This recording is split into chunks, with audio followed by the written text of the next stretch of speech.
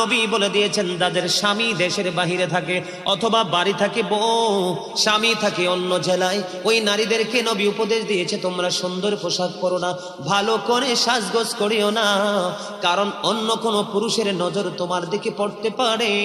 ও বন্ধু, নারীরা যত সাজগোজ যত সৌন্দর্য সব কিছু স্বামীর জন্য, অন্য কোন পুরুষকে দেখাতে পারবে না।